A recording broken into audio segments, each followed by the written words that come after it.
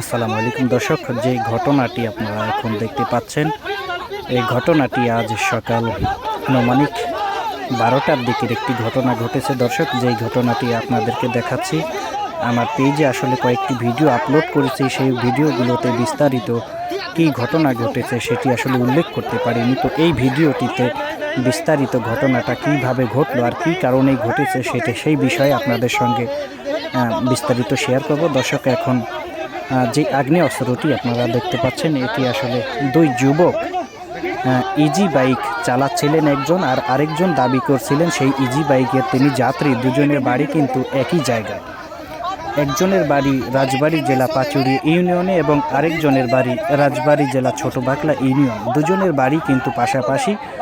তো তাদের দাবি, তারা গাড়িতে করে দাচ্ছি ইউনিয়নে গিয়েছিল, সেখান থেকে ফিরবার পথে রাজবাড়ী জেলার পাচুরি ইউনিয়ন জগৎপুর গ্রামে যেই বিলটির পাশে এই ঘটনাটি ঘটেছে, সেখানকার আসলে এই জায়গাটি অনেক নামকরা এখানকার স্থানীয় বাসিন্দাদের কাছে। এখানে হাজার হাজার দর্শনার্থী প্রতিনিয়ত এসে তারা এখানকার যে খোলা মনোরম পরিবেশে তারা এখানে অবস্থান করেন। ঠিক সেই জায়গাটিতেই দুই পাশেই কিন্তু বিল রয়েছে, অর্থাৎ খোলা জায়গা জমি। তো সেখানে কিছু ছাগল বাঁধা ছিল খোলা পতিত জমিতে, ঘাস খাচ্ছিল সেই ছাগলগুলো। তো এই যুবক দুজন সেখানে এসে তারা রাস্তার সাইডে গাড়ি পার্কিং করে একজন ছাগলের কাছে গিয়েছেন। সেখানকার স্থানীয় মানুষের দাবি আর কি, তারা নাকি ছাগল চুরি করার মতো একটি পরিকল্পনা করছিলেন। তো পাশের জমিতে এক কৃষক, তিনি পাট নেয়ার কাজে ব্যস্ত ছিলেন। তো সেখান থেকে তিনি দেখতে পেয়ে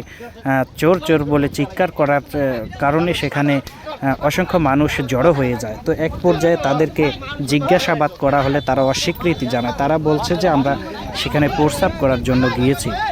তো সেখানকার স্থানীয় বাসিন্দাদের দাবি যে প্রস্রাব করবে রাস্তার পাশে, তিনি ছাগলের কাছে কি কারণে গেলেন। তো এক পর্যায়ে আমরা তাদের গাড়ি সার্চ করার চেষ্টা করলাম, তো তাদের কাছ থেকে আর কিছু পাওয়া যায় কিনা, যেহেতু তাদেরকে চোর সন্দেহ করা হয়েছিল। তো এখন তাদের গাড়ি সার্চ করার সময় কিন্তু আমরা এখন যে বক্সটি আপনারা দেখতে পাচ্ছেন, তার হাতে কিন্তু এই ন্যাকড়ার মধ্যেই কিন্তু পিস্তলটি রয়েছে। দর্শক, তিনি কিন্তু দেখাচ্ছে তার গাড়িতে আপাতত কিছুই নেই। যখন এই ন্যাকড়াগুলোকে সার্চ করতে যাচ্ছিল এখানকার স্থানীয় বাসিন্দারা, তখন কিন্তু এক পর্যায়ে তিনি পিস্তলটি অর্থাৎ আগ্নেয়াস্ত্রটি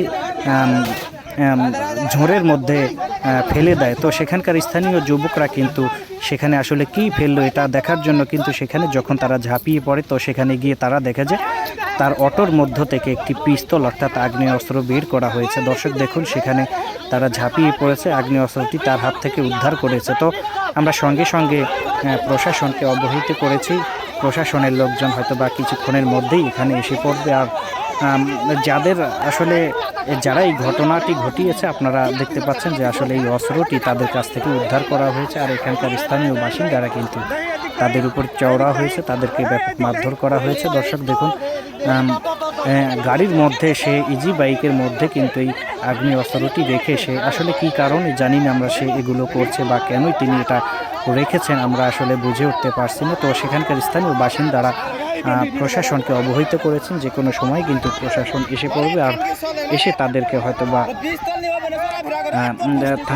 থানা হেফাজতে নিয়ে যাওয়া হবে। তো দর্শক, আমরা এখন আপনাদেরকে এখানকার পরিস্থিতিটা একটু বিস্তারিত দেখানোর চেষ্টা করছি। এখানে আসলে এমন একটি ঘটনা ঘটেছে, আপনারা জানেন কিছুদিন আগেই কিন্তু বাংলাদেশ যে একটা দুর্বিষহর মধ্য বাংলাদেশের প্রশাসনিক অবস্থা, বিভিন্ন জায়গায় কিন্তু চুরি ডাকাতি ছিনতাই হামলা মামলা বা ভাঙচুরের ঘটনা বা লুটপাটের ঘটনা ঘটে চলছে। তো এর মধ্যেই কিন্তু এমন একটি ঘটনা আসলে মেনে নেওয়া একেবারেই অসম্ভব। দেখুন আপনারা যে এই আগ্নেয় অস্ত্র নিয়ে কী কারণে এই ছেলেটি তার গাড়ির মধ্যে তিনি গাড়ি চালাচ্ছিলেন, আসলে এটা এখানকার স্থানীয় বাসিন্দারা কিন্তু তাদের মধ্যে একটা আতঙ্ক তৈরি হয়ে গিয়েছে বা তাদের মধ্যে কিন্তু একটা ভয় ভীতি তৈরি হয়ে গিয়েছে। কারণ এত অল্প বয়সী একটা যুবক ছেলে কী কারণেতে সে আসলে এই অস্ত্র রেখে তার গাড়িতে তিনি গাড়ি চালাচ্ছিলেন। এখানকার বাসিন্দারা আসলে বিষয়টি তাদের কাছে একটু অকল্পনীয় বা অভাবনীয় একটি বিষয়।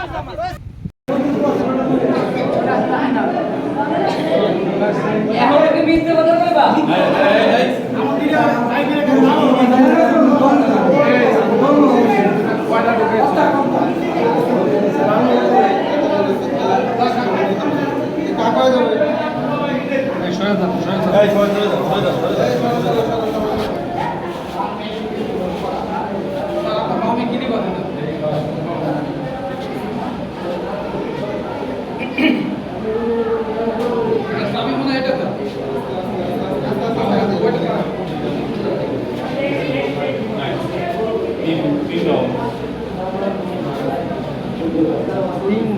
তিন রাউন্ড 8টা।